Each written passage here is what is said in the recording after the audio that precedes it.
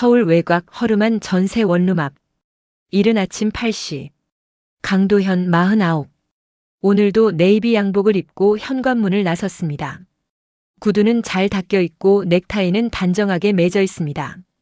하지만 가방 안에는 회사 노트북 대신 A사 용지에 출력된 이력서 20장이 들어 있었습니다.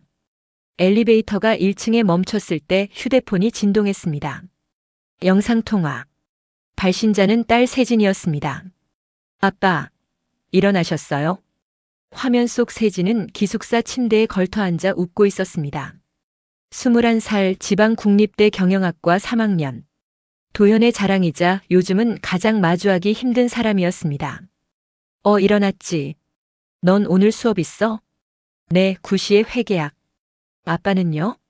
오늘도 회의 많으세요? 도현은 가방 손잡이를 꽉 쥐었습니다. 입가에 최대한 자연스러운 미소를 띄웠습니다. 응, 요즘 좀 바쁘다. 기획안 검토하느라. 역시 우리 아빠. 부장님이라 바쁘시겠다. 아빠, 저 이번 학기 장학금 나올 것 같아요. 교수님이 그러시는데 성적이 괜찮대요. 그래? 우리 딸 최고다. 아빠 자랑이야. 헤헤, 그럼 아빠 힘내시고 저 수업 가볼게요. 통화가 끊겼습니다. 도현의 얼굴에서 웃음이 지워졌습니다.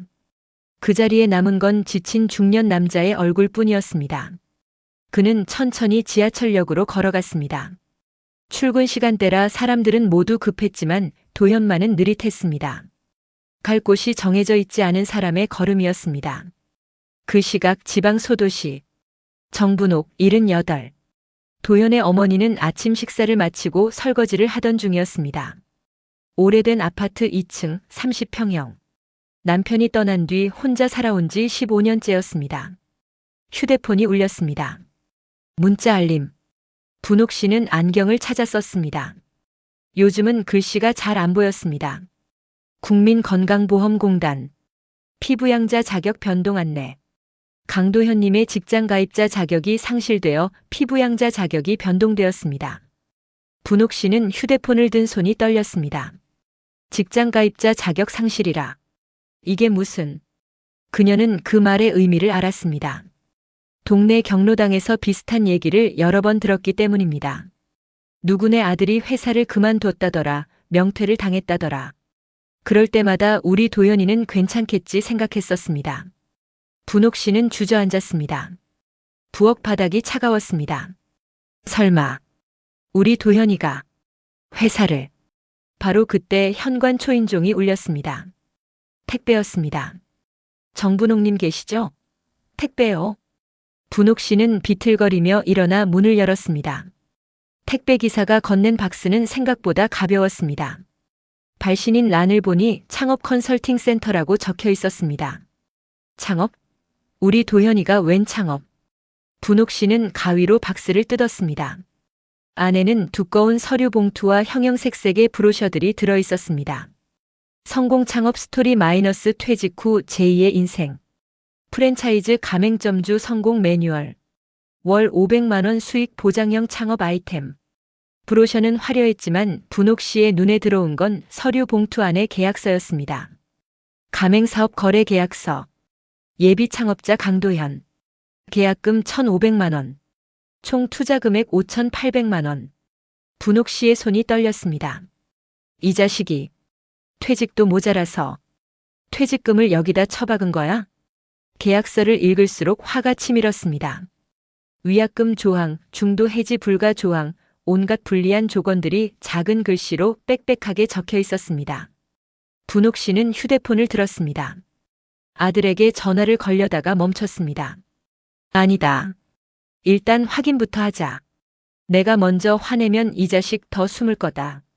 그녀는 계약서를 다시 펼쳤습니다. 그리고 천천히 하나하나 읽기 시작했습니다. 읽으면 읽을수록 가슴이 답답했습니다. 이게 사람한테 할 짓이냐? 분옥 씨는 창밖을 바라봤습니다. 봄날이었지만 그녀의 마음은 한겨울처럼 얼어붙어 있었습니다. 서울 시내 한 도서관 앞 카페. 도연은 창가 자리에 앉아 있었습니다. 시계를 봤습니다. 오후 2시. 면접 시간까지 3시간이 남았습니다. 아메리카노 한 잔을 시켜놓고 노트북도 없이 그냥 앉아 있었습니다. 카페 안은 한가했습니다. 대학생 몇 명이 조별 과제를 하고 있었고 프리랜서로 보이는 사람 둘이 노트북을 두드리고 있었습니다. 모두 바빠 보였습니다. 도현만 빼고. 그는 정장 주머니에서 구겨진 종이 한 장을 꺼냈습니다. 전날 면접 보러 갔던 회사에서 받은 메모였습니다. 연봉 하한선 5,200만 원, 기존 연봉 대비 48% 삭감. 도현의 기존 연봉은 1억이었습니다. 정확히는 이었습니다. 이제는 과거형이었습니다. 강 부장님, 죄송하지만 시니어 채용은 연봉 조정이 불가피합니다. 실무 경험은 인정하지만 저희 회사 급여 체계상 거의 반 정도는 내려주셔야 합니다. 면접관의 말이 계속 맴돌았습니다. 도현은 커피를 한 모금 마셨습니다. 식어 있었습니다. 5,200만 원이면 세진이 학비 내고 엄마 용돈 드리고 전세 대출 이자 내면 한 달에 얼마가 남지? 계산기를 두드릴 필요도 없었습니다. 거의 남지 않는다는 걸 알았습니다. 그때였습니다. 카페 문이 열렸습니다. 익숙한 목소리가 들렸습니다. 여기 아메리카노 톨 사이즈 하나요? 도현은 고개를 들었습니다. 세진이었습니다. 큰 여행 가방을 끌고 백팩을 메고 땀을 뻘뻘 흘리며 서 있었습니다. 세진아? 세진이 도현을 발견했습니다. 그녀의 얼굴이 환하게 밝아졌습니다. 아빠. 세진이 달려왔습니다. 가방을 그 자리에 내팽개치고 아빠에게 안겼습니다. 아빠 깜짝 놀라셨죠? 학교에서 바로 올라왔어요. 도현은 딸을 안으면서도 머리가 하얘졌습니다. 너 학교는? 수업은? 오늘 휴강이에요. 그래서 아빠 회사 앞에서 깜짝 이벤트 하려고 했는데 지도 찾아보니까 회사가 여기 근처 아니더라고요. 그래서 일단 아빠한테 전화하려고 했는데 아빠가 여기 계신 것 같아서 왔어요. 여기가 어떻게? 세진이 휴대폰을 들어 보였습니다. 위치 공유 앱이었습니다. 아빠가 예전에 안전하게 공유하자고 하셨잖아요. 그래서 봤더니 여기 계시길래. 도현의 얼굴에서 피가 쏙 빠졌습니다. 세진은 주변을 둘러봤습니다. 카페 밖으로 보이는 큰 건물. 간판에는 시립 도서관이라고 쓰여 있었습니다. 세진의 미소가 천천히 사라졌습니다. 아빠, 여기가 뭐 하는 곳이에요? 도서관이다. 도서관이요? 아빠 회사 근처에 도서관이 있어요? 세진아, 나중에 얘기하자. 아빠 지금 좀. 아빠. 세진의 목소리가 낮아졌습니다. 아빠 회사 간다고 하셨잖아요. 근데 왜 도서관 앞 카페에 계세요? 세진아. 아빠 혹시. 세진은 아빠의 가방을 봤습니다. 반쯤 열린 가방 안에 보이는 서류들. 맨 위에 이력서라는 글자가 보였습니다. 아빠. 설마 회사. 도현은 입을 열지 못했습니다. 세진의 눈이 흔들렸습니다. 아빠 회사 그만두신 거예요? 침묵. 그것도 언제요? 석 달 됐다. 세진은 한 발 뒤로 물러났습니다. 석 달이요? 석 달 동안 아빠가 나한테 매일 회의 있다, 출장 간다 그러신 게 다 거짓말이었어요? 세진아, 아빠는 왜 그랬어요? 왜 나한테 숨기신 거예요? 세진의 목소리가 떨렸습니다. 울먹이는 건지 화가 난 건지 구분이 안 됐습니다. 나 바보 아니에요. 아빠가 힘든 거 알아요. 근데 아빠 퇴직했으면 했다고 말해야죠. 왜 나한테는 잘 다닌다고 했어요? 왜 나한테만 거짓말한 거예요? 도현은 고개를 숙였습니다. 뭐라고 대답해야 할지 몰랐습니다. 세진아, 아빠는 내가 걱정할까봐. 걱정할까봐요? 아빠, 나 어린애 아니에요. 나도 이제 21살이에요. 세진은 가방을 집어들었습니다. 나 잠깐 바람 좀 쐴게요. 세진아. 세진은 카페 밖으로 나가버렸습니다. 도현은 자리에 그대로 앉아 있었습니다. 주변 사람들의 시선이 느껴졌지만 신경 쓸 여력이 없었습니다. 창밖으로 세진이 도서관 계단에 앉아 있는 게 보였습니다. 고개를 숙이고 어깨가 들썩이고 있었습니다. 도현은 눈을 감았습니다. 내가 뭘 하고 있는 거지? 그는 자리에서 일어났습니다. 카페를 나가 세진에게로 걸어갔습니다. 세진아. 세진은 고개를 돌렸습니다. 눈가가 빨갛게 부어 있었습니다. 아빠. 나 정말 무서워요. 세진아. 아빠가 회사 다닐 때도 힘들어 보였는데 이제는 회사도 없고 우리 앞으로 어떻게 되는 거예요? 도연은 딸 옆에 앉았습니다. 세진아, 아빠가 미안하다. 숨긴 게 미안하다는 말 말고요. 아빠 진짜 괜찮은 거예요? 도연은 딸을 바라봤습니다. 세진의 눈에는 두려움이 가득했습니다. 솔직히 말하면 괜찮지 않아. 아빠도 무서워. 앞으로 어떻게 될지 모르겠어. 아빠. 근데 세진아, 아빠는 포기 안 할 거야. 매일 이력서 넣고 면접 보러 다니고 언젠가는 될 거야. 세진은 아빠의 손을 잡았습니다. 아빠, 나도 도울게요. 알바 더 할게요. 아니야, 세진아. 너는 공부만 해. 그게 제일 중요해. 아빠. 두 사람은 한참을 그렇게 앉아 있었습니다. 도서관 앞 계단에서 봄바람이 살랑살랑 불어왔습니다. 도연은 딸의 어깨에 팔을 두르며 말했습니다. 세진아, 우리 집으로 가자. 아빠가 다 얘기해 줄게. 네. 두 사람은 일어나 함께 걸었습니다. 도연의 좁은 원룸으로 향하는 길이었습니다. 그날 밤 도연의 원룸. 세진과 함께 돌아온 도연은 딸에게 모든 걸 털어놨습니다. 좁은 방, 접이식 식탁 하나, 싱글 침대 하나. 딸이 보기에 너무 초라한 공간이었습니다. 아빠, 여기서 사신 거예요? 응. 전세 대출 받아서. 세진은 아무 말도 하지 못했습니다. 방을 둘러봤습니다. 작은 냉장고, 낡은 전기레인지, 벽에 걸린 달력에는 빨간 동그라미가 여기저기 그려져 있었습니다. 면접 날짜였습니다. 도연은 냉장고에서 물을 꺼내 세진에게 건넸습니다. 그리고 식탁에 앉았습니다. 세진아, 아빠가 다 말할게. 네. 도연은 숨을 깊게 들이쉬었습니다. 회사에서 명예퇴직 대상자 발표가 났을 때 아빠 이름이 있었어. 갑작스러웠지. 20년을 다녔는데 하루아침에 이제 나가라는 거야. 세진은 고개를 끄덕였습니다. 처음에는 믿을 수가 없었어. 내가 뭘 잘못했지? 실적이 나빴나? 사고를 쳤나? 그런 생각만 했어. 근데 알고 보니 실적도 아니고 잘못도 아니더라. 그냥 나이였어. 나이요? 응. 회사 입장에서는 40 후반에 연봉 1억 받는 부장보다 젊고 연봉 낮은 직원이 필요했던 거지. 도연은 말을 이었습니다. 퇴직금은 받았어.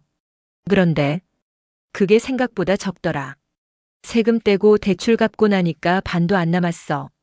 그래서 아빠는 생각했지. 이 돈으로 뭘 할 수 있을까? 재취업을 하려니까 나이가 걸렸고 창업을 하려니까 경험이 없었고. 아빠. 그래서 창업 컨설팅이란 데를 찾아갔어. 거기서 프랜차이즈 하면 안정적으로 수익 낼 수 있다고 하더라. 아빠는 그 말을 믿었어. 계약금 1,500 입금했지. 세진은 놀란 표정을 지었습니다. 1,500요? 응. 근데 며칠 지나니까 이상한 거야. 추가 비용이 계속 나온다고 하고 위약금 조항도 알고 보니까 말도 안 되게 높았고. 아빠가 바보같이 계약서를 제대로 안 읽고 사인한 거지. 세진은 아빠의 손을 잡았습니다.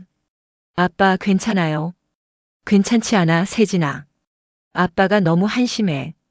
20년 동안 회사 다니면서 계약서 수백 개 검토했는데 정작 내 계약서는 제대로 못 봤어. 아빠는 힘드셨던 거예요. 누구나 실수할 수 있어요. 도연은 고개를 저었습니다. 그게 다가 아니야. 아빠는 면접도 계속 떨어지고 있어. 오늘도 떨어졌어. 나이가 많다고 연봉이 너무 높다고. 아빠는 이제 어디서도 필요 없는 사람이 된 것 같아. 세진은 눈물을 참았습니다. 아빠, 그런 말 하지 마세요. 아빠는 나한테 제일 필요한 사람이에요. 도연은 딸을 안았습니다. 오랜만에 느끼는 따뜻함이었습니다. 그때 도연의 휴대폰이 울렸습니다. 발신자는 어머니 정분옥이었습니다. 도연은 전화를 받았습니다. 엄마. 도연아, 너 지금 당장 솔직하게 말해라. 너 회사 그만둔 거 맞지? 어떻게 하셨어요? 건강보험공단에서 문자 왔다. 내 직장가입자 자격 상실됐다고. 그리고 오늘 택배 왔더라. 창업 컨설팅이라고. 도현은 얼굴이 새하얘졌습니다. 엄마, 그건. 도현아, 너 퇴직금 거기다 넣은 거 맞냐? 죄송합니다. 전화기 너머로 한숨 소리가 들렸습니다. 깊고 무거운 한숨이었습니다. 도현아, 너. 분옥 씨는 말을 잇지 못했습니다. 분노보다는 슬픔이 앞섰습니다. 엄마, 제가 잘못 생각했어요. 다시 회수할 방법 찾아볼게요. 회수? 이런 데가 돈을 돌려주겠냐?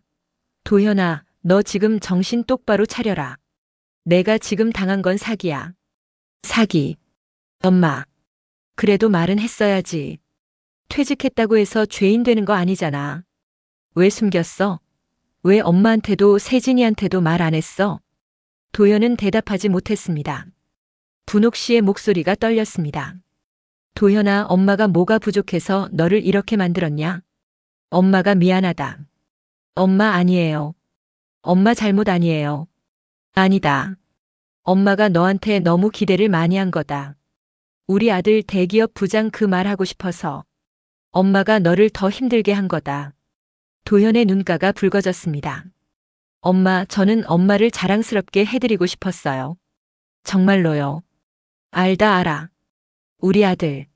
전화는 한참 동안 침묵으로 이어졌습니다. 세진이 옆에서 아빠의 손을 꽉 잡았습니다. 분옥 씨가 다시 입을 열었습니다. 도현아, 그래도 포기하지 마라. 아직 퇴직금이 다 날아간 건 아니잖냐. 남은 거라도 지켜야지. 창업 컨설팅은 엄마가 알아보마. 소비자원이고 뭐고 다 알아볼 테니까. 엄마. 그리고 도현아. 네.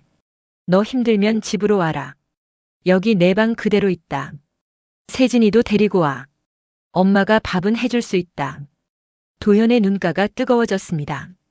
엄마, 고맙습니다. 전화를 끊고 나서 도현은 세진을 바라봤습니다. 세진아, 미안하다. 아빠, 이제 그만 말씀하세요.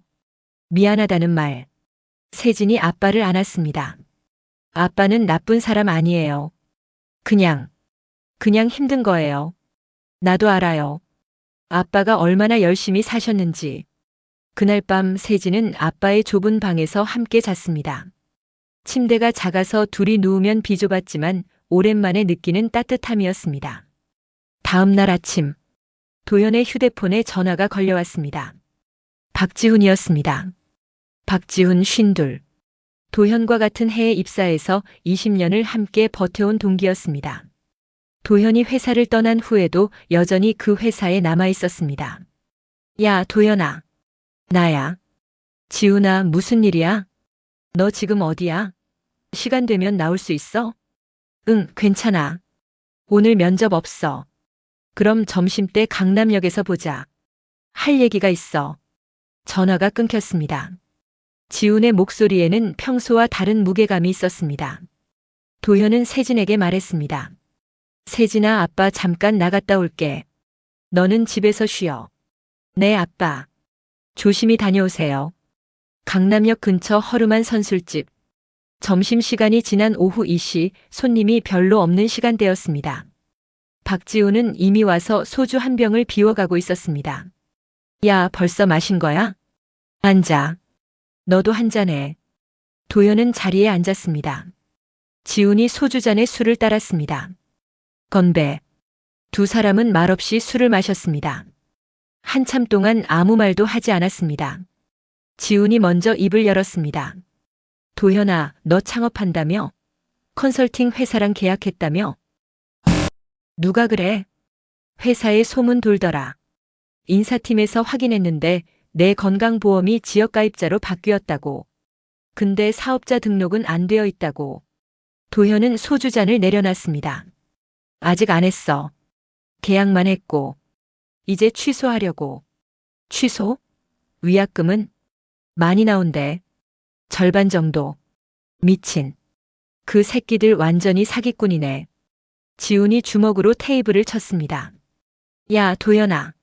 나한테 왜 얘기 안 했어? 내가 좀 알아봐 줄 수도 있었잖아. 지훈아, 너한테 패 끼치고 싶지 않았어. 무슨 소리야, 우리가 몇 년 봤는데. 지우는 소주를 한 잔 더 마셨습니다. 그리고 잠시 망설이다가 입을 열었습니다. 도현아, 너한테 말 못한 게 있다. 뭔데? 지우는 잠시 침묵했습니다. 소주잔을 내려놓고 도현을 똑바로 쳐다봤습니다. 너, 원래는 명퇴 대상 아니었어. 도현의 손이 멈췄습니다. 뭐라고? 지우는 고개를 숙였습니다. 처음 명단에 올라간 사람은 나였어. 너? 응. 인사팀에서 우리 부서는 둘 중 하나를 내보내야 한다고 했을 때 처음엔 내 이름이 올라갔었어. 도현은 믿을 수 없다는 표정으로 지훈을 바라봤습니다. 그게 무슨 소리야? 지훈이 말을 이었습니다. 근데 위에서 방향이 바뀐 거야. 부서장이 말하더라. 나이랑 실적을 같이 봐야 한다. 앞으로 회사에 더 도움이 될 사람을 남겨야 한다. 그러면서 지훈은 말을 멈췄습니다. 목소리가 떨렸습니다. 그러면서 내 이름이 최종 명단에 올라간 거야. 침묵. 도현의 귀에는 심장 소리만 크게 들렸습니다. 도현아, 나는 그때부터 매일 죄책감에 시달렸어. 내가 살려고, 내가 살아남으려고 내가 밀려난 것 같아서. 지훈아. 지훈이 계속 말했습니다. 나는 새 아이 아빠고 너는 딸 하나고. 나는 아직 대출이 많이 남았고 너는 전세 하나만 있고. 회사는 그렇게 계산했을 거야. 누가 더 절박한지. 도현은 아무 말도 하지 못했습니다. 근데 그게 무슨 의미가 있어? 나도 지옥이고 너도 지옥인데. 나는 회사에 남아서 매일 눈치 보면서 살고 너는 나가서 재취업 못하고 있고. 지훈아, 그만해. 미안하다, 도현아. 진심으로 미안해. 도현은 소주잔을 들었습니다. 그리고 단숨에 비웠습니다. 지훈아, 내 잘못 아니야. 아니야. 내 잘못이야. 나는 그때 더 싸워야 했어. 왜 도현이를 내보내냐고. 싸웠으면 내가 나갔을 거야. 그럼 내 새 아이는 어떻게 되는데? 지훈은 대답하지 못했습니다. 도현이 쓴웃음을 지었습니다.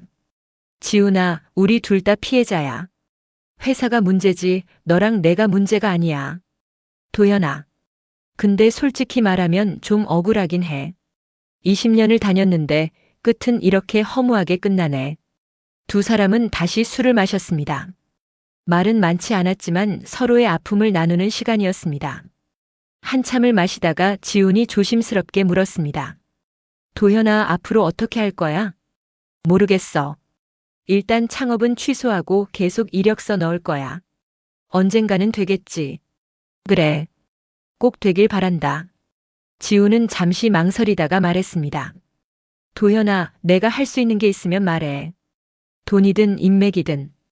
고맙다, 지훈아. 근데 괜찮아. 나 혼자 해결할게. 그래도. 지훈아, 너는 내 가족 챙겨. 그게 제일 중요해. 지훈은 고개를 끄덕였습니다. 그리고 말했습니다. 도현아, 우리 회사 다닐 때는 경쟁자였잖아. 승진도 프로젝트도. 다 경쟁이었어. 그랬지. 근데 지금 생각해보면 우리가 경쟁할 대상이 서로가 아니었던 것 같아. 진짜 적은 따로 있었던 거지. 무슨 말이야? 이 시스템이야. 사람을 부품처럼 쓰다가 버리는 이 시스템. 도현은 잠시 생각에 잠겼습니다. 지훈아, 맞는 말이야. 근데 우리가 그걸 바꿀 수 있을까? 모르겠어. 근데 최소한 우리끼리는 서로 미워하지 말자. 두 사람은 소주잔을 부딪혔습니다. 건배. 건배. 그날 오후 두 사람은 오래도록 술을 마셨습니다. 과거를 회상하고 현재를 한탄하고 미래를 걱정했습니다. 헤어질 때 지훈이 도현의 어깨를 두드렸습니다. 도현아, 포기하지 마. 너는 할 수 있어. 고맙다. 너도 힘내. 그리고 도현아, 한 가지만 더. 뭔데? 너 때문에 내가 버틸 수 있어. 내가 다시 일어서는 걸 봐야 나도 희망이 생길 것 같아. 도현은 고개를 끄덕였습니다. 지훈아, 우리 꼭 다시 만나자. 둘 다 잘 살았을 때. 그래, 그때 보자.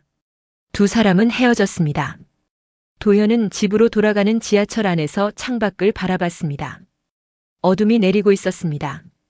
원래는 명퇴 대상이 아니었다고. 그 말이 계속 머릿속을 맴돌았습니다. 며칠 후 지방 소도시 정분옥은 결심했습니다. 이 창업 컨설팅부터 정리해야겠다. 아들이 서울에서 고생하는 동안 그녀는 가만히 앉아 있을 수 없었습니다. 계약서를 꺼내 다시 한번 꼼꼼히 읽었습니다. 읽으면 읽을수록 화가 치밀었습니다. 그녀는 계약서에 적힌 전화번호로 전화를 걸었습니다.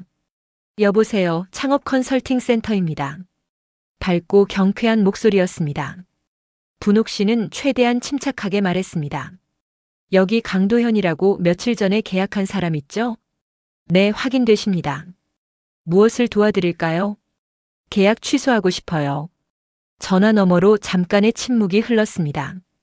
키보드 두드리는 소리가 들렸습니다. 아, 계약 취소요? 고객님, 죄송하지만 계약서 11조를 보시면 중도 해지 시 위약금이 발생합니다.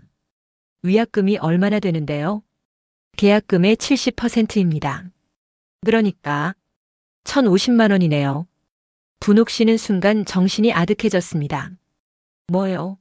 1,500 넣었는데 1,050을 떼간다고요? 네, 계약서에 명시되어 있습니다. 이미 저희가 가맹점 자리 알아보고 인테리어 업체 컨택하고 각종 준비 작업을 시작했거든요. 무슨 준비를 했는데요? 우리 아들은 아직 가게 자리도 못 봤다던데? 상담원의 목소리가 약간 차갑게 변했습니다. 그건 고객님 측에서 시간을 안 내주셨고요. 저희는 이미 프로세스를 진행했습니다. 계약서에 다 나와 있어요. 분옥 씨의 목소리가 높아졌습니다. 이게 말이 되는 소리요? 퇴직금 받은 사람들 상대로 이런 식으로 장사하는 게 정상이요? 아주머니, 감정적으로 대하시면 대화가 어렵습니다. 저희도 정당한 사업을 하는 거고요. 계약서에 다 동의하셨잖아요. 동의가 아니라 속인 거지. 증거가 있으세요? 계약서에 서명하신 분은 강도현 씨 본인이고 저희는 모든 내용을 설명했습니다. 상담 녹음도 다 있어요. 분옥 씨는 전화를 끊고 싶었습니다. 하지만 참았습니다. 일단 방법을 찾아야 했습니다. 그럼 어떻게 해야 되는데요? 상담원의 목소리가 다시 밝아졌습니다. 두 가지 옵션이 있습니다. 첫째, 위약금 1,050만 원 지불하시고 계약 해지. 둘째, 계약 유지하시고 추가 투자금 4,300 입금하셔서 사업 진행. 4,300요? 처음에는 총 5,800이라고 했잖아요. 네, 맞습니다. 계약금 1,500 빼고 나머지 4,300입니다. 그럼 우리 아들이 총 5,800을 다 넣어야 장사를 할 수 있다는 거네요. 네, 그렇습니다. 프랜차이즈는 원래 그런 겁니다. 초기 투자금이 필요하죠. 분옥 씨는 가슴이 답답했습니다. 그럼 생각해보고 연락드리겠습니다. 네, 단 3일 이내로 결정해 주셔야 합니다. 그 이후에는 추가 위약금이 발생합니다. 추가 위약금이요? 네, 3일 이후부터는 하루에 10만 원씩 추가됩니다. 계약서 12조에 나와 있어요. 전화가 끊겼습니다. 분옥 씨는 주저앉았습니다. 손이 떨렸습니다. 이 나쁜 자식들. 그녀는 바로 아들에게 전화를 걸었습니다. 도현아, 너 지금 당장 그 창업 컨설팅 계약서 가지고 있냐? 네, 엄마. 왜요?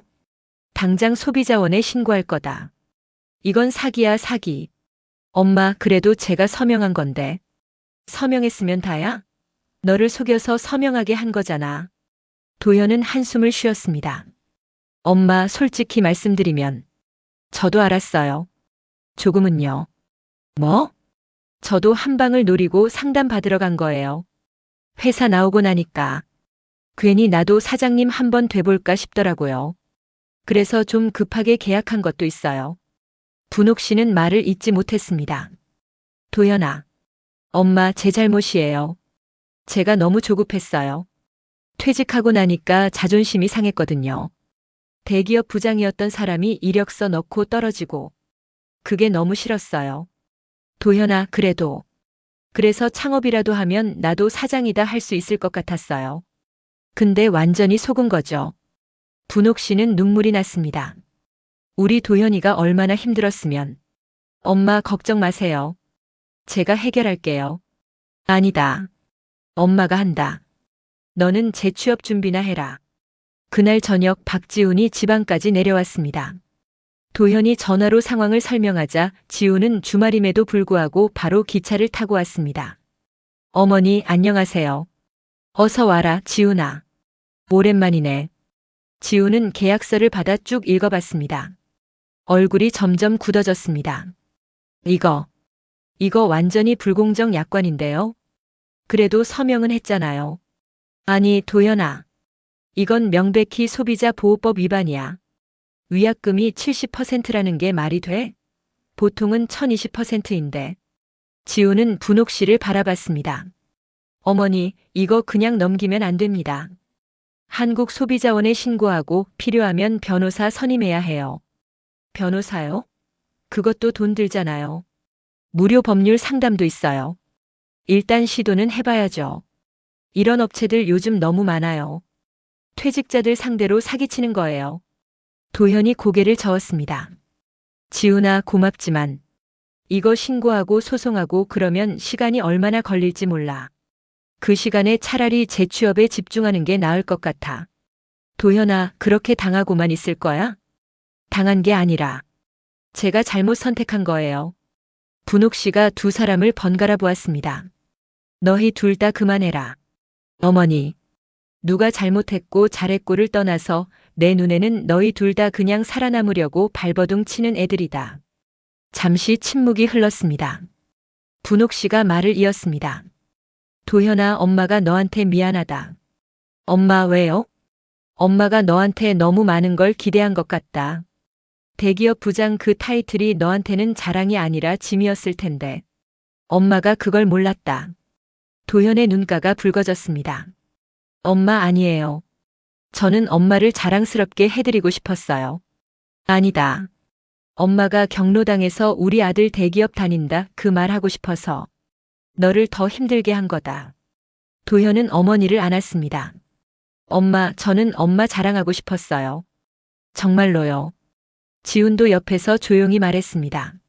어머니, 도현이는 정말 좋은 아들이에요. 회사에서도 다들 도현이를 존경했어요. 고맙다, 지훈아. 세 사람은 오래도록 이야기를 나눴습니다. 분노도 있었고 후회도 있었고 슬픔도 있었습니다.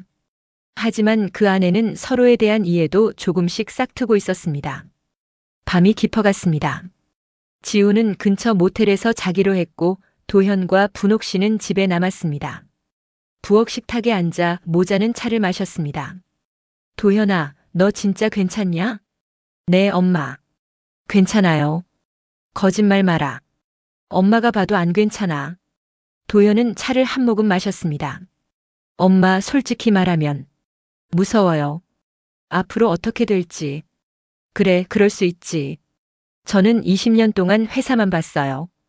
회사 밖에 세상이 이렇게 험한 줄 몰랐어요. 면접 가면 나이 많다고 하고 연봉 높다고 하고 어디서도 절 필요로 하지 않는 것 같아요. 분옥 씨는 아들의 손을 잡았습니다. 도현아, 너는 충분히 가치 있는 사람이다. 엄마, 회사가 너를 필요 없다고 했다고 해서 정말로 필요 없는 게 아니야.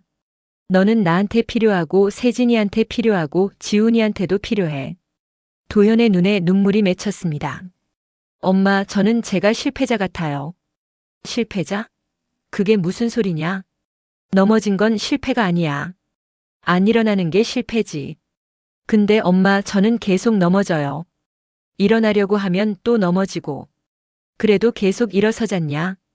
그게 중요한 거다. 분옥 씨는 아들을 안았습니다.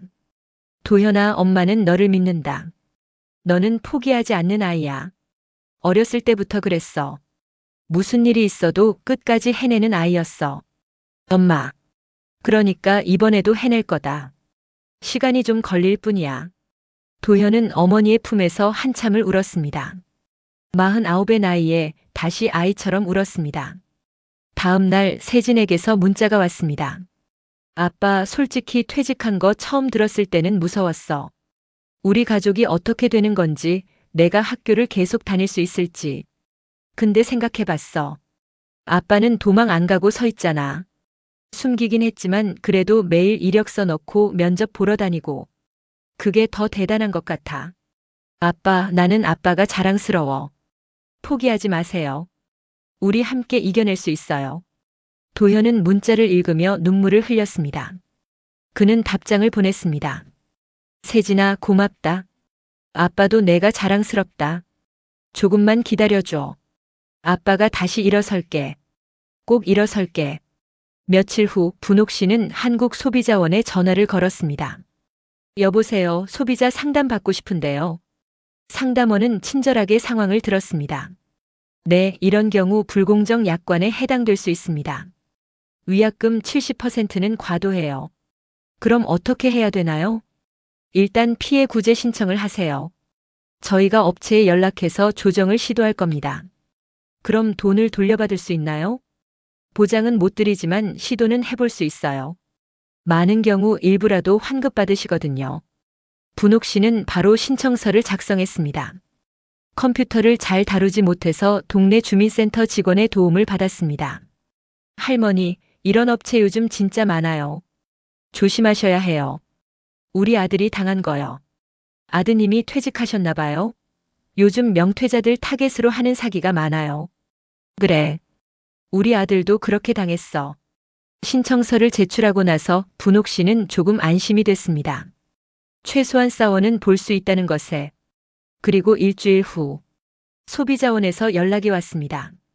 정분옥님, 조사 결과가 나왔습니다. 창업 컨설팅은 여러 건의 피해 사례가 접수된 업체예요. 저희가 업체에 연락했는데 협의 의사를 보이고 있습니다. 정말이요? 네. 위약금 70% 조항은 불공정 약관으로 판단됩니다. 업체 측에서 계약금의 90%를 환급하겠다고 제안했어요. 90%요? 네, 1,500에서 90%면 1,350만 원입니다. 어떻게 하시겠어요? 분옥 씨는 잠시 생각했습니다. 완전히 돌려받는 건 아니지만 그래도 대부분은 건질 수 있었습니다. 좋아요. 그렇게 하겠습니다. 네, 그럼 업체에서 환급 절차 진행할 거예요. 일주일 내로 입금될 겁니다. 전화를 끊고 분옥 씨는 바로 도현에게 전화를 걸었습니다. 도현아, 됐다. 엄마? 뭐가요? 창업 컨설팅 문제 해결됐다. 1,350 돌려받는다. 정말이요? 그래.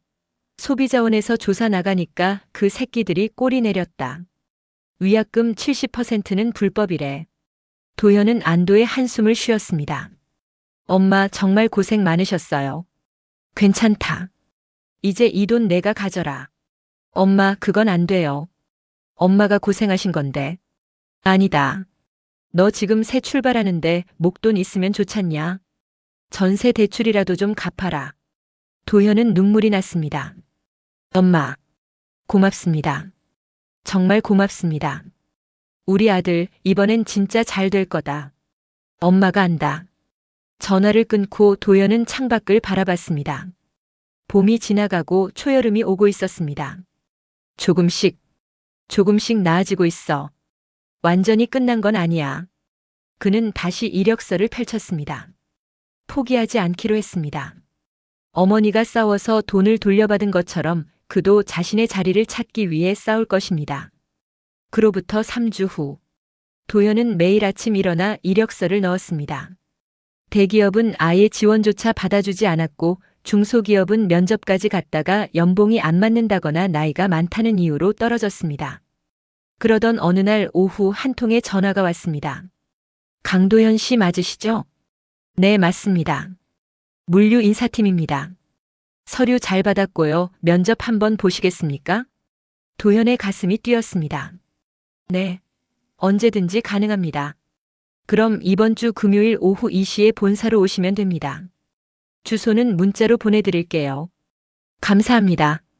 전화를 끊고 도현은 주먹을 불끈 쥐었습니다. 물류. 중견기업이지만 업계에서는 잘 나가는 회사야.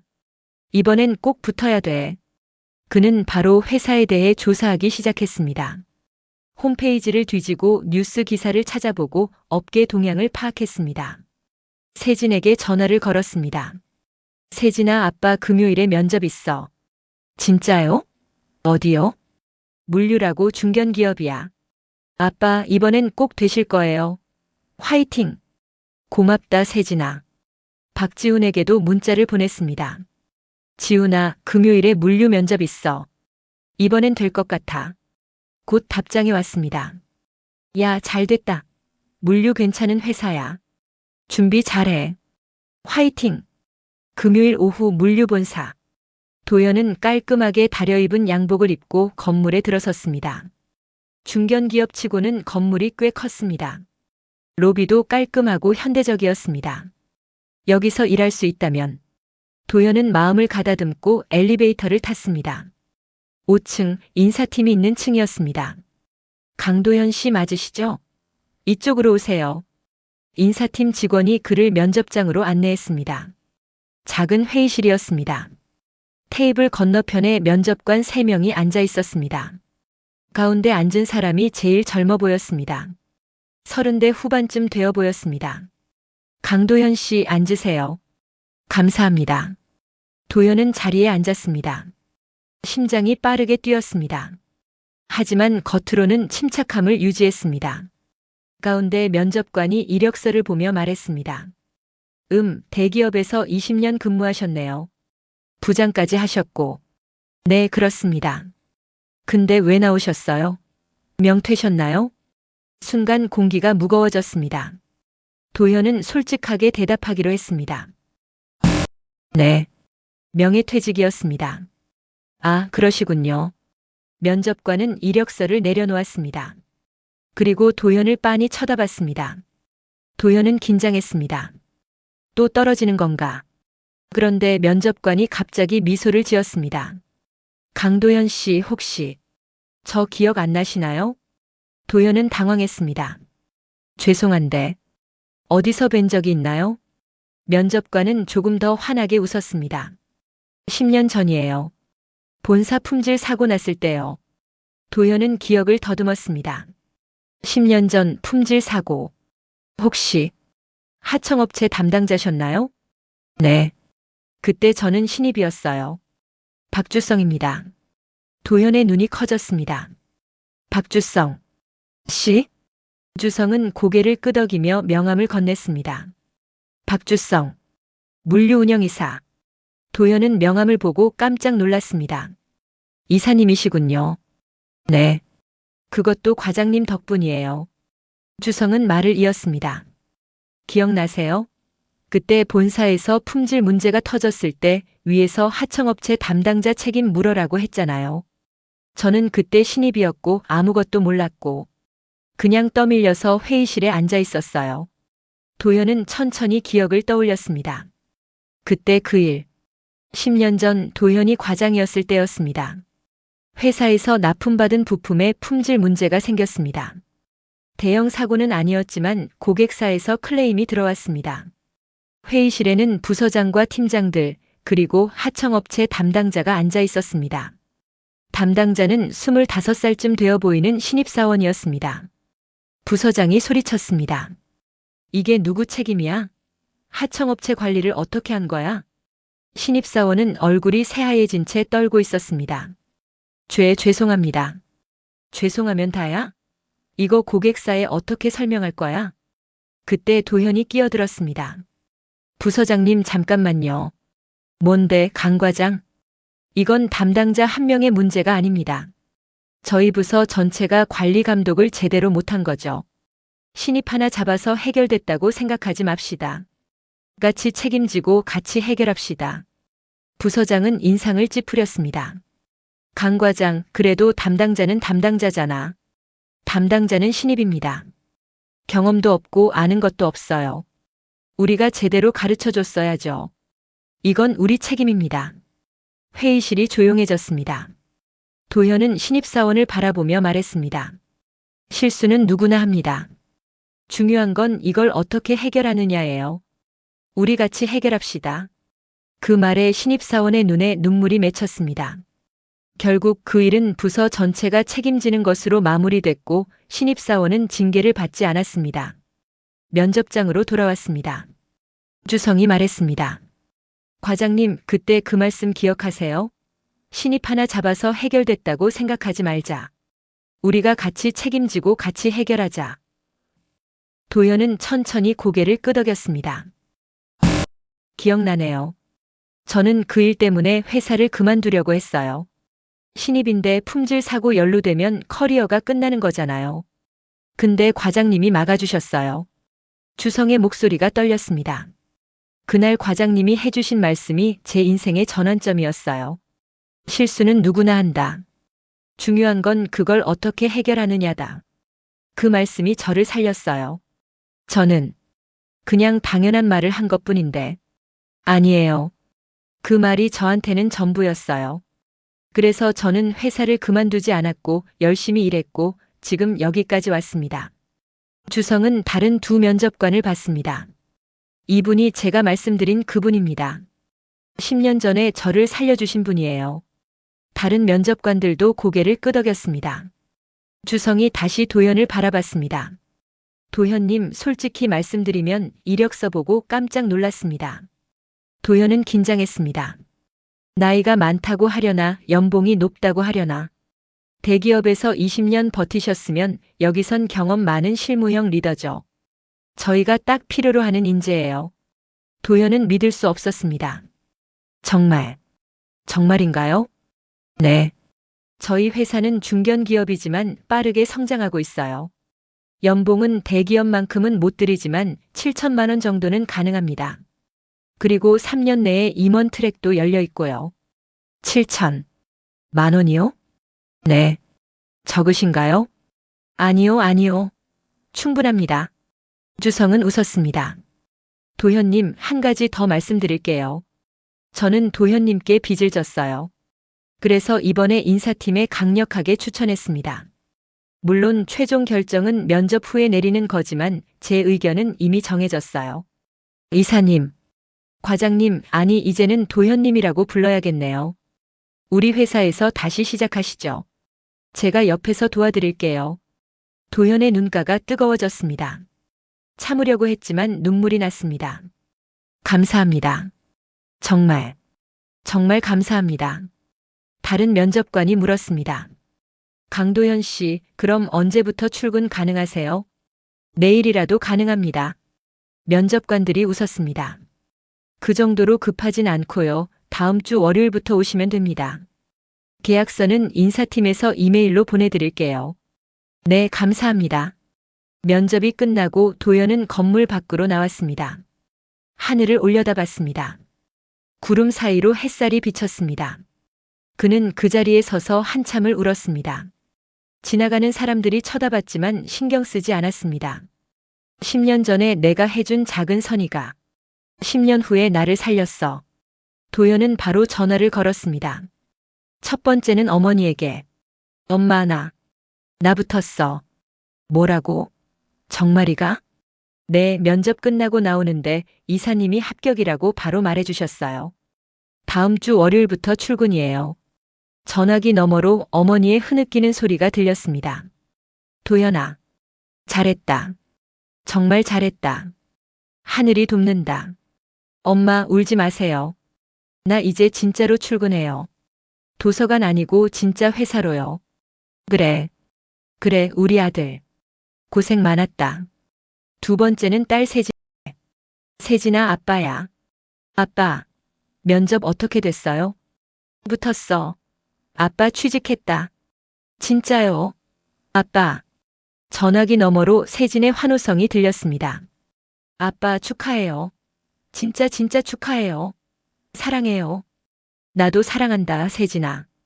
이제 학비 걱정 안 해도 돼. 아빠. 나는 그냥 아빠가 행복하면 돼요. 아빠가 웃는 모습 보고 싶었어요. 고맙다, 세진아. 아빠가 더 잘할게. 세 번째는 박지훈에게. 지훈은 전화를 받자마자 말했습니다. 야, 됐냐? 됐다고 해라. 응, 됐어. 진짜. 야, 강도현. 축하한다. 고맙다, 지훈아. 잠시 침묵이 흘렀습니다. 지훈이 조용히 말했습니다. 도현아, 솔직히 말하면 내가 다시 일어서는 걸 봐야 나도 버틸 힘이 날 것 같았어. 지훈아, 너 덕분에 나도 희망이 생겼다. 이 회사 생활이 영원히 지옥일 줄 알았는데 너 보니까 나도 언젠가는 나갈 수 있겠구나 싶더라. 지훈아, 너도 꼭 좋은 곳 찾을 거야. 그래, 너처럼 될 거야. 고맙다, 도현아. 도현은 전화를 끊고 한참을 그 자리에 서 있었습니다. 그는 건물을 다시 한번 올려다봤습니다. 물류. 이제 여기가 내 새 회사구나. 도현은 천천히 지하철역으로 걸어갔습니다. 발걸음이 가벼웠습니다. 그날 밤 도현의 원룸. 도현은 침대에 누워 천장을 바라봤습니다. 10년 전 내가 박주성을 도와줬을 때 나는 그냥 당연한 일을 한 것뿐이었어. 신입사원이 혼자 책임지는 건 불공평하다고 생각했고 그래서 끼어들었던 거지. 그는 눈을 감았습니다. 근데 그 작은 선의가 10년이 지나서 나를 살렸어. 내가 가장 힘들 때, 내가 가장 필요할 때 돌아왔어. 도현은 미소 지었습니다. 인생은 정말 알 수 없는 거구나. 내가 뿌린 씨앗이 언제 싹을 틔울지, 언제 열매를 맺을지 모르는 거야. 그는 휴대폰을 꺼내 메모장에 적었습니다. 작은 선의도 언젠가는 돌아온다. 포기하지 말자. 계속 좋은 사람이 되자. 그날 밤 도현은 오랜만에 편안하게 잠들었습니다. 그로부터 일주일 후 월요일 아침, 도현은 오랜만에 설레는 마음으로 일어났습니다. 오늘은 진짜 출근하는 날이었습니다. 석 달 만에 진짜 출근이었습니다. 시계를 봤습니다. 새벽 5시 30분. 평소보다 이 시간이나 일찍 일어났습니다. 너무 긴장해서 잠을 제대로 못 잤습니다. 도현은 일어나 샤워를 했습니다. 찬물로 정신을 깨웠습니다. 거울을 봤습니다. 석 달 전보다 나이 들어 보였지만 눈빛만큼은 살아있었습니다. 양복을 입었습니다. 새로 산 와이셔츠를 입고 넥타이를 맸습니다. 구두는 전날 밤 정성스럽게 닦아놨습니다. 가방을 챙겼습니다. 이번에는 이력서가 아니라 물류에서 지급받은 새 노트북이 들어있었습니다. 현관문을 나서려는데 휴대폰이 울렸습니다. 영상통화. 세진이었습니다. 아빠, 오늘 첫 출근이죠? 화면 속 세진은 기숙사 침대에 앉아 환하게 웃고 있었습니다. 응, 그래. 아빠, 완전 멋있어요. 파이팅. 고맙다, 세진아. 아빠, 오늘은 진짜 회의 있다고 해도 되는 거죠? 거짓말 아니죠? 도현은 웃었습니다. 그래, 오늘부터는 진짜야. 좋아요. 아빠 힘내세요. 사랑해요. 나도 사랑한다. 통화를 끊고 도현은 현관문을 열었습니다. 밖으로 나섰습니다. 아침 공기가 상쾌했습니다. 지하철역으로 걸어갔습니다. 출근 시간대라 사람들로 붐볐습니다. 도현도 그 흐름에 자연스럽게 섞였습니다. 이제는 목적지가 있었습니다. 지하철 안에서 창밖을 바라봤습니다. 서울 풍경이 빠르게 지나갔습니다. 나 다시 시작하는 거야. 명퇴 후 석 달 만에. 새로운 출발이야. 물류본사. 도현은 로비에 도착했습니다. 시계를 봤습니다. 8시 30분. 출근 시간보다 30분 일찍 도착했습니다. 로비에서 잠시 기다렸다가 8시 50분에 엘리베이터를 탔습니다. 5층으로 올라갔습니다. 문을 열고 들어서자 인사팀 직원이 반갑게 맞아줬습니다. 강도현 팀장님 환영합니다. 안녕하세요. 여기 사원증이요. 그리고 자리 안내해 드릴게요. 도현은 사원증을 받았습니다. 강도현. 물류관리팀 팀장. 팀장. 부장은 아니었지만 새로운 시작이었습니다. 인사팀 직원이 그를 물류관리팀 사무실로 안내했습니다. 문을 열자 팀원들이 박수를 쳤습니다. 팀장님 환영합니다. 도현은 어색하게 웃었습니다. 안녕하세요. 강도현입니다. 잘 부탁드립니다. 박주성 이사가 다가왔습니다. 도현님, 여기가 당신 자리예요. 창가 자리로 드렸어요. 고맙습니다, 이사님. 이제 이사님 말고 주성 씨라고 불러주세요. 저한테는 여전히 도현님이 과장님이니까요. 도현은 자리에 앉았습니다. 책상은 깨끗했고 모니터와 키보드가 새 것처럼 반짝였습니다. 책상 위에는 환영 카드가 놓여 있었습니다. 강도현 팀장님 환영합니다. 함께 일하게 되어 기쁩니다. 마이너스 물류관리팀 일동. 도현은 카드를 읽으며 미소 지었습니다. 가슴이 뭉클했습니다. 컴퓨터를 켰습니다. 이메일함에 수십 통의 메일이 와 있었습니다. 업무 인수인계 자료, 프로젝트 문서, 회의 일정. 도연은 하나씩 읽기 시작했습니다. 집중했습니다. 오랜만에 느끼는 업무의 감각이었습니다. 1시간쯤 지났을 때 팀원 한 명이 다가왔습니다. 팀장님, 커피 드실래요? 아, 네. 감사합니다. 아메리카노 괜찮으세요? 네, 좋아요. 팀원이 커피를 가져다 줬습니다. 도연은 고맙다고 말하며 커피를 받았습니다. 이 작은 순간들. 이게 회사 생활이구나. 그리웠어. 점심시간이 되자 팀원들이 다가왔습니다. 팀장님, 같이 점심 드실래요? 네, 좋죠. 6명의 팀원들과 함께 구내 식당으로 갔습니다. 식당은 깨끗하고 현대적이었습니다. 식사를 하며 팀원들과 이야기를 나눴습니다. 젊은 직원들이 많았습니다. 도연보다 10살, 20살 어린 직원들이었습니다. 팀장님, 대기업 출신이시라면서요? 네, 오래 다녔어요. 와, 대단하시다. 저희한테 많이 가르쳐 주세요. 제가 오히려 배워야죠. 이 회사는 처음이니까요. 팀원들은 밝게 웃었습니다. 한 팀원이 물었습니다. 팀장님, 대기업이랑 여기랑 분위기 많이 다르죠? 아직 첫날이라 잘 모르겠지만 여기가 더 자유로운 느낌이에요. 그래요? 저희 회사 분위기 괜찮거든요. 야근도 거의 없고요. 그건 좋네요. 식사를 마치고 사무실로 돌아왔습니다. 도연은 자리에 앉아 다시 업무 자료를 읽었습니다. 오후 3시 첫 회의가 있었습니다. 프로젝트 진행 상황 공유 회의였습니다. 회의실에 들어가자 박주성 이사와 다른 팀장들이 앉아 있었습니다. 도현님, 여기 앉으세요. 도연은 자리에 앉았습니다. 회의가 시작됐습니다. 각 팀에서 진행 중인 프로젝트를 발표했습니다. 도연은 조용히 들으며 메모했습니다. 주성 이사가 도연을 소개했습니다. 여러분, 오늘부터 물류관리팀에 강도연 팀장님이 합류하셨습니다.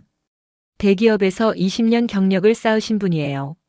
많이 도와주시고 협업 잘 부탁드립니다. 다들 박수를 쳤습니다. 도연은 일어나 인사했습니다. 안녕하세요. 강도연입니다. 아직 회사에 대해 배울 게 많지만 최선을 다하겠습니다. 잘 부탁드립니다. 회의가 끝나고 한 팀장이 다가와 악수를 청했습니다. 강 팀장님, 잘 부탁드려요. 저희 팀이랑 협업할 일이 많을 것 같아요. 네, 잘 부탁드립니다. 퇴근 시간 오후 6시. 도연은 가방을 챙기며 팀원들에게 인사했습니다. 수고하셨습니다. 먼저 퇴근합니다. 네, 팀장님. 조심히 가세요. 회사 밖으로 나오자 저녁 하늘이 붉게 물들어 있었습니다. 초여름 저녁이었습니다. 도연은 그 자리에 서서 깊게 숨을 들이쉬었습니다. 첫날. 잘 마쳤어. 이제 시작이야. 그는 어머니에게 전화를 걸었습니다. 엄마, 나 첫 출근 잘 마쳤어요. 그래? 힘들지는 않았고? 아니요, 괜찮았어요. 동료들도 좋고 분위기도 좋아요. 다행이다. 정말 다행이다. 엄마가 얼마나 걱정했는지 아냐? 엄마, 이제 걱정 안 하셔도 돼요. 나 이제 제대로 된 회사 다녀요. 그래. 우리 도현이. 잘했다. 엄마, 이번 주말에 내려갈게요. 세진이도 데리고요. 그래, 엄마가 맛있는 거 해줄게. 내가 좋아하는 갈비찜 해줄게. 고맙습니다, 엄마. 전화를 끊고 도연은 지하철역으로 걸어갔습니다. 지하철 안에서 창밖을 바라봤습니다. 도시의 불빛들이 하나둘 켜지고 있었습니다. 명퇴 후 퇴직금 일부는 창업 사기에 날렸고 면접에서도 수없이 떨어졌고 딸에게는 거짓말을 했고 도연은 그 모든 순간들을 떠올렸습니다. 하지만 완전히 망가지진 않았어. 가족이 있었고 친구가 있었고 그리고 예전에 내가 해준 작은 선의가 시간을 돌아 나를 다시 일으켜 세웠어. 도현은 휴대폰을 꺼내 세진에게 문자를 보냈습니다. 세진아, 오늘 첫 출근 잘 마쳤어. 내일부터는 아빠가 진짜로 회의 간다고 말할 수 있을 것 같아. 사랑한다. 곧 답장이 왔습니다. 아빠, 진심으로 축하해요. 아빠는 내 영웅이에요. 앞으로도 계속 응원할게요. 사랑해요. 도현은 미소 지었습니다. 집에 도착했습니다. 좁은 원룸이었지만 이제는 희망이 있는 공간이었습니다. 그는 창문을 열었습니다. 밤바람이 살짝 불어왔습니다. 봄이 지나고 여름이 오고 있었습니다. 부장도 아니고 사장도 아니지만 그래도 다시 시작이야. 도현은 침대에 누웠습니다. 오랜만에 편안한 잠이 올 것 같았습니다. 그리고 며칠 후 어머니 정분옥에게서 전화가 왔습니다. 도현아, 창업 컨설팅 환급금 들어왔다. 네? 벌써요? 응, 1,350만 원 다 들어왔다. 도현아, 이 돈 내가 가져라. 엄마, 그건 안 돼요. 엄마가 고생하신 건데. 아니다. 너 지금 새 출발하는데 목돈 있으면 좋잖냐? 전세 대출이라도 좀 갚아라. 이자 부담 줄여. 도현은 눈물이 났습니다. 엄마, 고맙습니다. 우리 아들 이번엔 진짜 잘 될 거다. 엄마가 안다. 전화를 끊고 도현은 창밖을 바라봤습니다. 다 끝난 줄 알았는데 이제 겨우 새로 시작하는 거구나. 그로부터 6개월 후 도현은 물류에서 인정받는 팀장이 되어 있었습니다. 대형 프로젝트를 성공적으로 마쳤고 회사 실적에도 크게 기여했습니다. 박주성 이사는 도현에게 말했습니다. 도현님, 이번 분기 실적 보셨죠? 우리 팀이 전사 1등 했어요. 다 팀원들 덕분입니다. 아니요, 도현님 리더십이 컸어요. 임원진 회의에서도 칭찬 자자했어요. 도현은 뿌듯했습니다. 감사합니다, 주성 씨. 도현님, 한 가지 더 말씀드릴 게 있어요. 내년에 본부장 자리가 하나 생겨요. 도현님 추천하려고요. 본부장이요? 네. 물론 확정은 아니지만 충분히 가능성 있어요. 임원들도 다 도현님을 높게 평가하고 있거든요. 도현은 믿기지 않았습니다. 반년 전만 해도 도서관 앞 카페에서 방황하던 자신이 이제는 본부장 후보가 되어 있었습니다. 주말 도현은 지방에 있는 어머니 집에 내려갔습니다. 세진도 함께였습니다. 세 사람은 식탁에 둘러앉아 저녁을 먹었습니다. 어머니가 정성스럽게 만든 갈비찜이었습니다. 엄마, 이거 드세요. 도현은 봉투를 건넸습니다. 안에는 100만 원이 들어있었습니다. 이게 뭐냐? 엄마 용돈이요. 이제부터 매달 드릴게요. 아이고 이놈아. 내가 돈 모아야지. 엄마가 없었으면 저 여기까지 못 왔어요. 엄마 덕분이에요. 세진도 할머니에게 안겼습니다. 할머니, 저도 다음 학기에 장학금 받으면 용돈 드릴게요. 그래, 우리 손녀. 공부만 열심히 해라. 식사 후 세 사람은 거실에 앉아 TV를 봤습니다. 평범한 일상이었지만 도현에게는 소중한 시간이었습니다. 분옥 씨가 도현을 바라보며 말했습니다. 도현아, 엄마가 너한테 한마디만 하마. 네, 엄마. 너는 예나 지금이나 똑같다. 힘들어도 포기 안 하고 넘어져도 다시 일어서고. 그게 너의 힘이다. 엄마. 그리고 너는 내 아들이라는 것만으로도 엄마한테는 평생 자랑거리다. 부장이든 팀장이든 그런 건 중요하지 않다. 너라는 사람 자체가 자랑이다. 도현은 어머니를 안았습니다. 고맙습니다, 엄마. 제가 여기까지 올 수 있었던 건 엄마 덕분이에요. 세진도 두 사람을 안았습니다. 나도 끼워줘요. 세 사람은 한참을 그렇게 안고 있었습니다. 그날 밤 도현은 혼자 산책을 나왔습니다. 동네 공원을 천천히 걸었습니다. 벤치에 앉아 하늘을 올려다봤습니다. 별이 빛나고 있었습니다. 그는 지난 몇 개월을 떠올렸습니다. 명퇴 통보를 받던 날, 딸에게 거짓말을 하던 날, 도서관 앞 카페에서 세진과 마주쳤던 날, 창업 사기를 당했던 날, 박지훈에게서 진실을 들었던 날, 그리고 박주성 이사를 다시 만난 날. 모든 게 우연이었을까? 아니면 필연이었을까? 도현은 생각했습니다. 10년 전에 내가 해준 작은 선의가 10년 후에 나를 살렸어. 인생은 정말 알 수 없는 것 같아. 내가 뿌린 씨앗이 언제 싹을 틔울지, 언제 열매를 맺을지 모르는 거야. 그는 휴대폰을 꺼내 박지훈에게 문자를 보냈습니다. 지훈아, 요즘 어때? 나는 잘 지내고 있어. 너도 힘내. 우리 언젠가 다시 같이 술 한잔하자. 곧 답장이 왔습니다. 그래, 도연아. 너 덕분에 나도 버티고 있어. 내가 다시 일어선 거 보니까 나도 희망이 생기더라. 고맙다. 꼭 만나자. 도연은 미소 지었습니다. 그는 일어나 집으로 걸어갔습니다. 내일은 월요일 다시 출근하는 날이었습니다. 하지만 이제는 두렵지 않았습니다. 오히려 설레었습니다. 명퇴는 끝이 아니었어. 새로운 시작이었어. 도연은 집 앞에 도착해서 문을 열었습니다. 세진이 소파에 앉아 책을 읽고 있었습니다. 아빠 산책 다녀오셨어요? 응. 바람 쐬고 왔어. 아빠, 저 내일 학교 가요. 그래, 조심히 가고. 아빠, 한 가지만 물어봐도 돼요? 뭔데?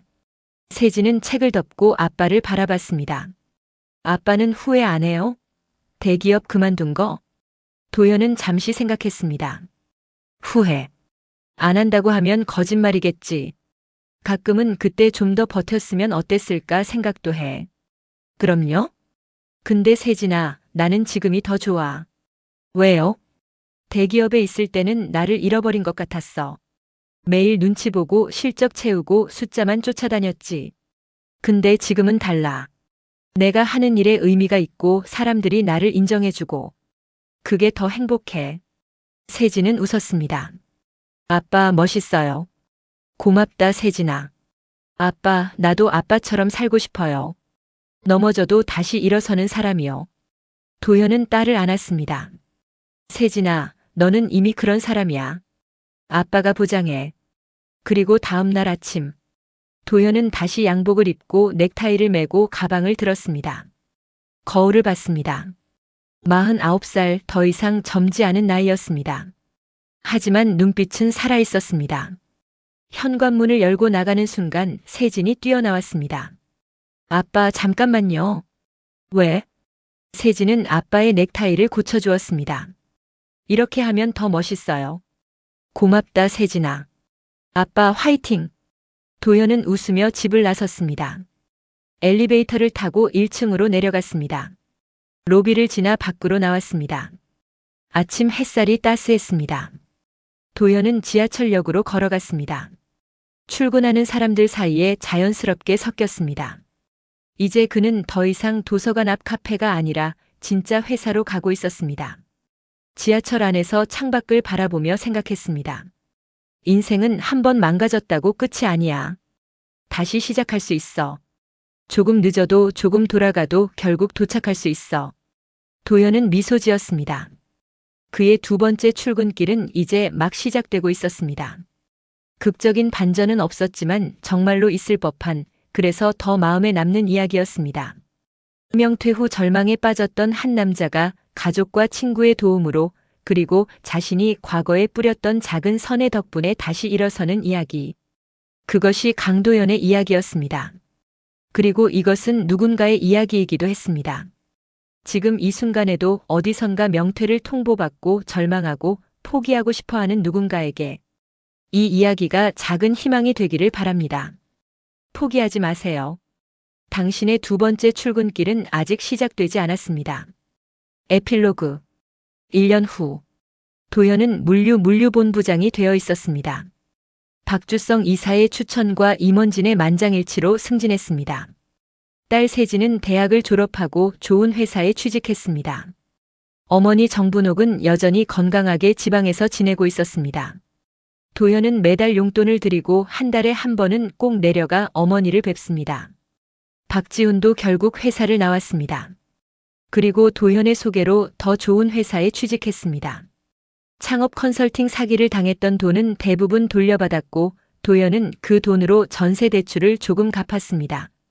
그리고 무엇보다 도연은 행복했습니다.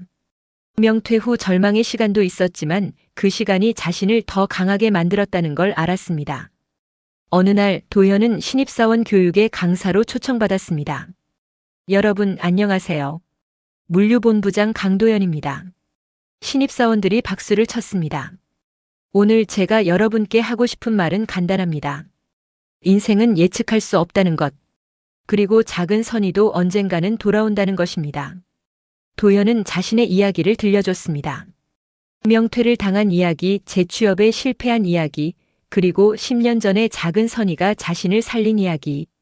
여러분, 회사 생활을 하다 보면 힘든 순간이 올 겁니다. 그때 기억하세요. 끝이 아니라는 것. 그리고 여러분이 지금 하는 작은 선의가 언젠가 여러분을 구할 수도 있다는 것을요. 신입사원들은 진지하게 들었습니다. 강의가 끝나고 한 신입사원이 다가왔습니다. 본부장님, 감동적인 이야기 감사합니다. 저도 힘들 때마다 본부장님 말씀 기억하겠습니다. 고맙습니다. 힘내세요. 도연은 회사 건물 밖으로 나왔습니다. 하늘을 올려다봤습니다. 파란 하늘에 구름이 느리게 흘러가고 있었습니다. 나의 두 번째 출근길. 아직 진행 중이야. 그는 미소 지으며 걸어갔습니다.